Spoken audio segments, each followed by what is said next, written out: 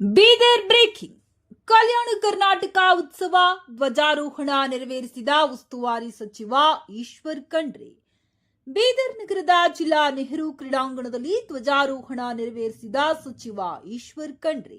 ಸಚಿವರಿಂದ ತೆರೆದ ವಾಹನದಲ್ಲಿ ಕವಾಯತ್ ವೀಕ್ಷಣೆ, ಧ್ವಜಾರೋಹಣ ನಡೆಸಿ ಸರ್ದಾರ್ ಪಟೇಲರ ಕೊಡುಗೆ ಸ್ಮರಿಸಿದ ಸಚಿವ. ಕಾರ್ಯಕ್ರಮದಲ್ಲಿ 12 ತುಕಡಿಗಳಿಂದ ಗೌರವ ವಂದನೆ. ಕಾರ್ಯಕ್ರಮದಲ್ಲಿ ಸಂಸದ ಸಾಗರ್ ಖಂಡ್ರೆ, ಶಾಸಕ ಬೆಳ್ದಾಳಿ, ಡಿಸಿ ಶಿಲ್ಪಾ ಶರ್ಮಾ, ಎಸ್ಪಿ ಪ್ರದೀಪ್ ಗುಂಟಿ, ಜಿಲ್ಲಾ ಪಂಚಾಯತ್ ಸಿಇಒ ಗಿರೀಶ್ ಬದೋಲೆ ಸೇರಿ ಹಲವರು ಭಾಗಿ. ವರದಿ ಶ್ರೀಪುರ ನ್ಯೂಸ್ 25 ಬೀದರ್. ನಿಷ್ಪಕ್ಷಪಾತ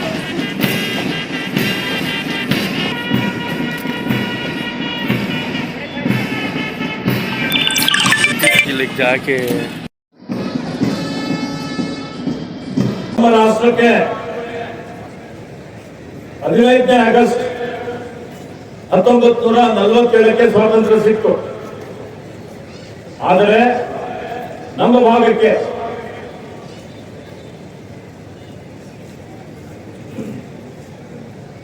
ಕಲ್ಯಾಣ ಕರ್ನಾಟಕ ಭಾಗಕ್ಕೆ ನಮಗೆ ಸ್ವಾತಂತ್ರ್ಯ ಸಿಕ್ಕಂಥದ್ದು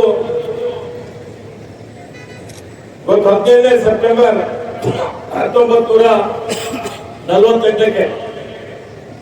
ಅಂದ್ರೆ ನಮಗೆ 1 ವರ್ಷ 1 ತಿಂಗಳ 2 ದಿವಸ ವಿಳಂಬವಾಗಿ ಸ್ವಾತಂತ್ರ್ಯ ಸಿಕ್ಕಿದೆ. ಈ ದೇಶದಲ್ಲಿ ಸುಮಾರು 560 ಸಂಸ್ಥಾನಗಳಿದ್ದು ಈ ರಾಷ್ಟ್ರಕ್ಕಾಗಿ ಮಹಾತ್ಮ ಗಾಂಧೀಜಿಯವರ ನೇತೃತ್ವದಲ್ಲಿ ಸ್ವಾತಂತ್ರ್ಯಕ್ಕಾಗಿ ಒಂದು ದೊಡ್ಡ ಮಟ್ಟದ ಹೋರಾಟ ನಡೀತದೆ. ಈ ಹೋರಾಟದಲ್ಲಿ ಸುಮಾರು ಜನ ಹುತಾತ್ಮರಾಗ್ತಾರೆ, ತಮ್ಮ ಜೀವವನ್ನೇ ಬಲಿದಾನ ಕೊಟ್ಟಿದ್ದಾರೆ.